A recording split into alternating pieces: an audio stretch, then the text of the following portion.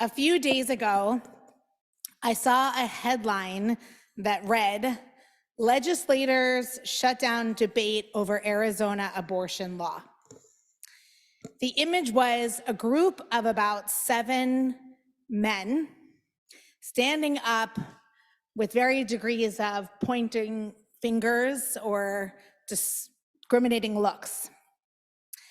Now, I know that there are many pro-life women, and I imagine female pro-life legislators as well.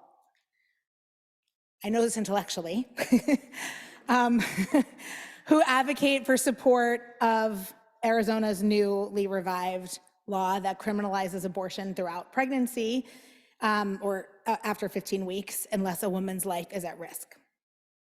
But there was something about the topic of our Torah portion and the image of men pointing fingers this week that I couldn't quite shake. Enter Parshat Tazria.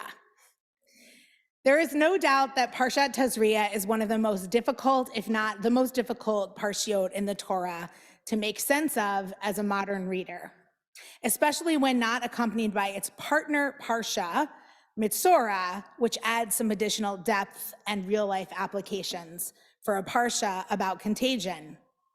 This is a parsha about contagion either from emissions from one's body or skin disease that can either physically or spiritually or both cause a community's status to be in risk of losing their relationship with the divine. Dictated times of isolation and distance and offerings are necessary to restore things to their proper order and enable the community to be in the right relationship with God. This worldview is foreign from us. From a modern perspective, it seems one's Tameh status could be seen as a punishment, or at least very isolating and perhaps a little cruel. Within a difficult parsha, we find one of the most difficult sections of the entire Torah, in my mind, the laws regarding a woman who gives birth, which happen at the beginning of the parsha. Seemingly, the blood involved with the delivery of a baby puts the woman on the cusp of life and death, and therefore her status is tameh, impure for a period of time. There is more. She is impure for 33 days if she gives birth to a baby boy, but she is impure for 66 days if she gives birth to a baby girl. And after these periods of being outside the norms of the community, she is to give an offering that is like a ritual transition to re-enter the pure state. Though Eitz Chaim, our book, likes to sort of brush it under the rug, if you look at the Hebrew, the offering she is supposed to give is the chatchat offering, which is traditionally translated not perfectly, but as the sin offering, which is typically given when someone has done an accidental sin and they need to repair this rift in the divine-human relationship.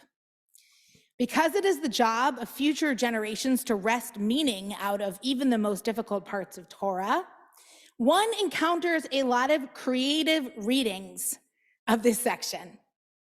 And in cases like this, we see what I would say are a lot of apologetic interpretations that try to soften or justify the text. One example is the difference between the time of impurity for a baby boy versus a baby girl. Some will say that that difference is just because the girl has the capacity to bring life into the world, therefore magnifying the amount of time one needs to separate from the community. Another creative or apologetic reading that I've seen is that the chatat offering, this quote unquote sin offering, is because motherhood, the transition to motherhood is so intense that this person comes to a new understanding of oneself and sees themselves as humble and lowly, and therefore offers that sacrifice. Others talk about it in different ways, but you always get the sense that it's a little bit scratching your head to get there. Now, where other years I might seek out and promote some of these ideas to at least explain the text in context from an idea that we can expand on, this year and this week, it feels an appropriate time to call on the legacy of Rabbi Dr. Mordecai Kaplan, also Mim's grandfather, who taught that we reconstruct and reinterpret when we can. But when things are abhorrent to us, when they have a negative moral consequence, they do not need to be reconstructed. And at least given this year and this week, where there is at least some resemblance between our text and that terrible photo that I mentioned at the beginning, it seems like we need to be honest with ourselves about our most difficult texts, about the inherent misogyny present, and perhaps even more importantly, the misogyny that follows in following generations that eventually transfer this ritual into halakha, into Jewish law. Because when we smooth over the most difficult texts in our Torah, we lose the opportunity to criticize the ways that those human impulses continue to creep and manifest today.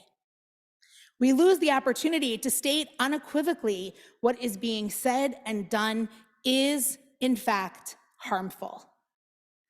And in this case, if we smooth over the difficulty in the Torah, we lose the opportunity to say that whatever the circumstance, making decisions about women's bodies and autonomy is wrong, and that a dominant, powerful group of people making decisions on their behalf is wrong. As much, there is something,